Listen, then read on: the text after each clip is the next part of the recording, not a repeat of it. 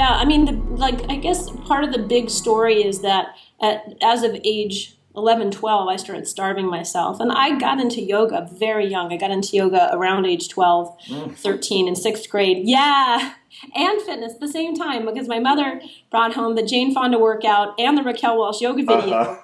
I grew up in Santa Fe, New Mexico, off the grid at a solar home. And so we didn't have, good TV. Like, we actually had a satellite dish if it were reliable, but she brought home those beta tapes, and we started doing them together. Wow. And I soon learned that I was obsessed. I had an obsessive personality, and so I did them every single day. My mom gave up very quickly on them, but that was the beginning of my journey into my body. It was in tandem, Jane and Raquel. Yep. So I'm a very big fan of video media. Yeah. Because that's how I woke up. But my anorexia eventually converted itself into bulimia. And the bulimia was a very vivid 4-year journey that ended at age 20, from 16 to 20. And so the addict mind and the self-hatred,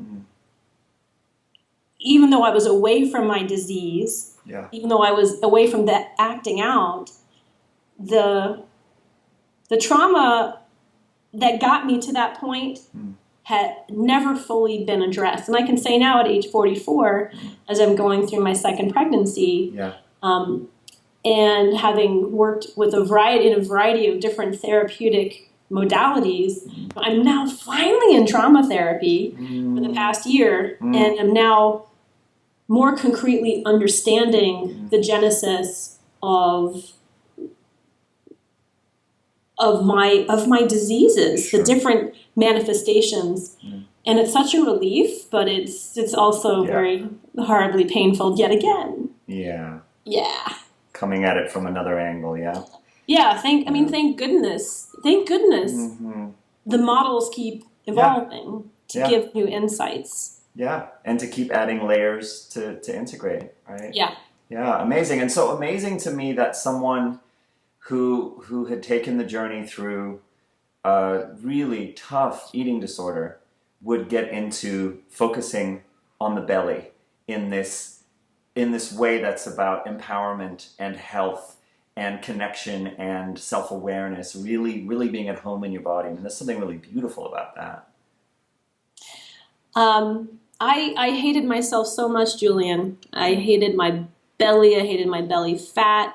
I hated my breasts. I was a hitter. I used to hit myself. And, I wasn't a cutter. People act out on themselves in different ways. Yeah.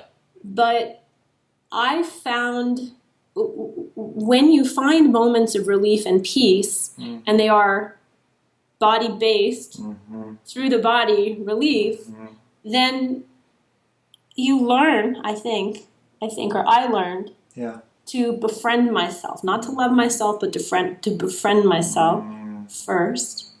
I'm still working on the love part, but the befriendship, like, would I borrow a cup of sugar from me? Is like, that's like my, or agave or whatever your sweetener maple syrup, stevia. We can go on. But that really, when I asked myself that question, probably maybe a few months or not long after coming up with this core integration, because when I started to work with people, and one of the first things we do in the core integration approach, and I have a whole approach called Corgus, and I've developed a ball that instead of what I used to lay down on a rolled up towel. Before that, it was a bean bag, and the bean bag idea was something an Iyengar teacher had given me. Yeah. When I confessed my bulimia to this Iyengar teacher who I was working with in Chicago in either the late 80s or very early 90s. But I developed this approach that integrated sensation, and that sensation inevitably leads to association or dissociation, or the intrigue of that, the investigation of that, breath awareness, and then myofascial, structural, postural awareness. All these things are so tied together. Yeah.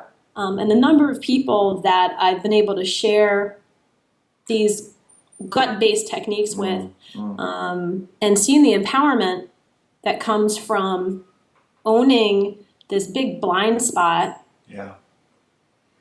It covers so many different ages and stages of life, and so many people in different health conditions. So from the elite athletes who are at Rio right now, who've done these techniques, to major sports teams who I can't name who are doing these techniques, to the asthmatic woman down the street from me who I've shared the technique with, to all levels of health and wellness condition.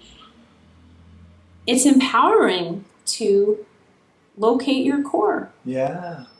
I mean, and this to me is, it's again one of the reasons why I said you represent to me the epitome of this sort of integrated crossover kind of journey, because you've taken this intensely personal, right, clearly intensely painful process of healing and growth and inhabiting your body, and turned it into something that you've not only ended up sharing with the yoga community and innovating a whole way of thinking about and practicing yoga, but you've crossed over into other realms as well, into fitness, into you're talking about professional athletes.